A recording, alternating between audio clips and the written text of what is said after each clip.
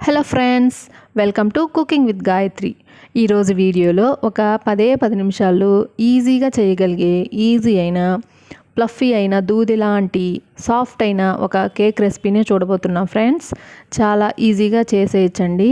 ఈ కేక్ చేయడానికి గుడ్లు కానీ లేదంటే ఓవెన్ కూడా అవసరం లేదు.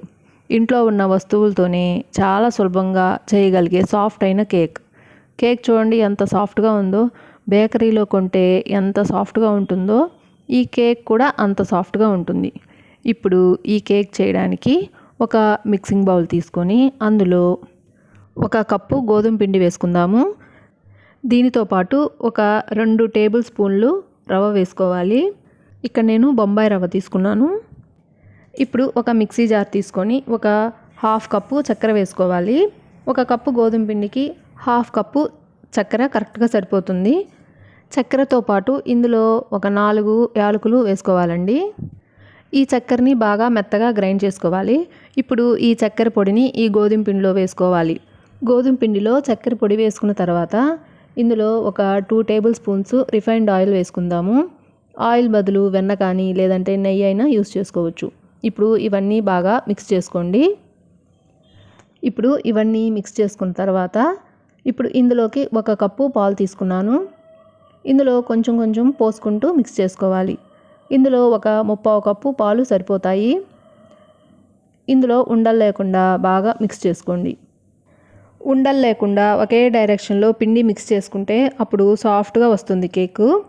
చూడండి, నేను తీసుకున్న పాలు కరెక్ట్గా సరిపోయాయి. ఇప్పుడు ఇందులో ఒక 1/2 స్పూను వంట సోడా వేసి బాగా మిక్స్ చేసుకోవాలి. ఒక 1/2 స్పూన్ వేసుకుంటేనే సరిపోతుంది, మరి ఎక్కువ వేసుకోవద్దు. చూడండి, ఇంత థిక్ కన్సిస్టెన్సీగా ఉండాలి. ఒక గరిటెతో తీసి చూపిస్తున్నాను చూడండి. పిండి కన్సిస్టెన్సీ అనేది ఇంత థిక్గా ఉండాలి. ఇలా ఉంటేనే కేక్ పర్ఫెక్ట్గా వస్తుంది. ఇప్పుడు కేక్ బేక్ చేసుకోవడానికి నేను ఇక్కడ చిన్న టంబ్లర్స్లో వేస్తున్నాను. టీ టంబ్లర్స్ ఉంటాయి కదా, అవి తీసుకున్నాను. లోపల వైపు కొంచెం ఆయిల్ అప్లై చేసుకొని కొంచెం గోధుమ పిండి వేసి అన్ని వైపులా స్ప్రెడ్ చేసుకోవాలి. కేక్ తీసేటప్పుడు అంటుకోకుండా తీయడానికి ఇలా ఆయిల్ అప్లై చేసి పిండి స్ప్రెడ్ చేసుకోవాలి. ఇలా రెడీ పెట్టుకున్న తర్వాత ఇందులో కేక్ బ్యాటర్ని వేసుకుందాము. టంబ్లర్లో ఒక 1/2 గ్లాస్ ఫిల్ చేసుకుంటేనే సరిపోతుంది. అప్పుడే కుక్ అయ్యి వచ్చేసరికి బాగా పొంగి పైదాకా వస్తుంది. ఇప్పుడు ఈ కేక్ని కుక్కర్లో బేక్ చేయబోతున్నాము. ఇందులో ఒక చిన్న ప్లేట్ పెట్టి దాని మీద ఒక ప్లేట్ పెట్టి స్టవ్ ఆన్ చేసి ఒక 2 నిమిషాలు వేడి చేసుకొని దాని తర్వాత మనం రెడీ చేసి పెట్టుకున్న ఈ టంబ్లర్స్ని లోపల పెట్టేసుకుందాము. ఇప్పుడు లోపల పెట్టి కుక్కర్ మీద మూత పెట్టుకుందాము. ఇలా కేక్ బేక్ చేసేటప్పుడు గ్యాస్ కట్ కానీ లేదంటే విజిల్ కానీ పెట్టకూడదు. ఇవి 2 రిమూవ్ చేసి మూత పెట్టి ఇప్పుడు లో ఫ్లేమ్లో ఒక 10 నిమిషాలు బేక్ చేస్తేనే సరిపోతుంది. చాలా పొంగి సూపర్ అయిన కేక్ రెడీ అవుతుంది. ఇప్పుడు ఒక 10 నిమిషాల తర్వాత మూత తీసి చెక్ చేసి చూద్దాము. చూడండి, బాగా ప్లఫీగా బాగా పొంగి వచ్చాయి. ఇప్పుడు ఒక చాక్ పెట్టి చెక్ చేసి చూద్దాము. చూడండి, కొంచెం కూడా తడి లేకుండా ఉంది. ఇప్పుడు ఈ టంబ్లర్స్ అన్నీ బయట పెట్టేద్దాము.